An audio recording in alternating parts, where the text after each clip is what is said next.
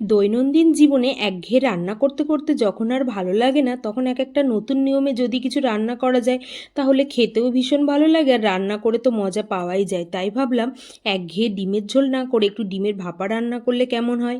তাই যেমন কাজ, প্রথমে ডিমগুলো আমি লবণ দিয়ে ভালো করে সেদ্ধ করে নেব। ডিমটা সেদ্ধ হয়ে এলে ওদিকে একটা বাটিতে কিছুটা সাদা সর্ষে আর কালো সর্ষে নিয়ে নেব, আর একটা বাটিতে কিছুটা পোস্ত নিয়ে নেব। এবার জল দিয়ে বেশ কিছুক্ষণ ভিজিয়ে রাখবো। 10 মিনিট পর একটা মিক্সিং জারে ভিজিয়ে রাখা মশলাগুলো দিয়ে দেব, সাথে কিছুটা নারকেল কোড়া আর কটা কাঁচা লঙ্কা দিয়ে একটা পেস্ট বানিয়ে নেব। এবার সেদ্ধ ডিমগুলোর খোসা ছাড়িয়ে নিয়ে তার মধ্যে হলুদ নুন মাখিয়ে ডিমগুলো একটা ছুরি দিয়ে মাঝখান থেকে অর্ধেক করে নেব। ওদিকে কড়াইতে তেল দিয়ে ডিমগুলো হালকা করে একটু ভেজে নেব। তারপর এক টিফিন বক্সের মধ্যে আগে থেকে করে রাখা মশলার পেস্টটা দিয়ে দেব, সাথে মশলার বাটি ধোয়া জল অল্প দিয়ে দেব।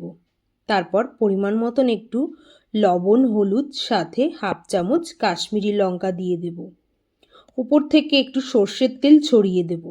একটা চামচ দিয়ে ভালো করে সবটা মাখিয়ে নেব।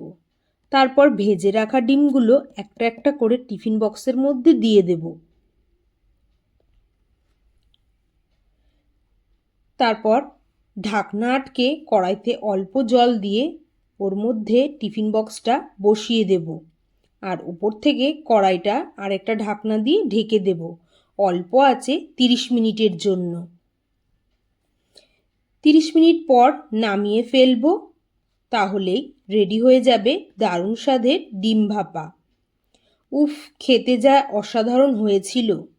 ভালো লাগলে আপনারাও বাড়িতে একদিন ট্রাই করে দেখবেন।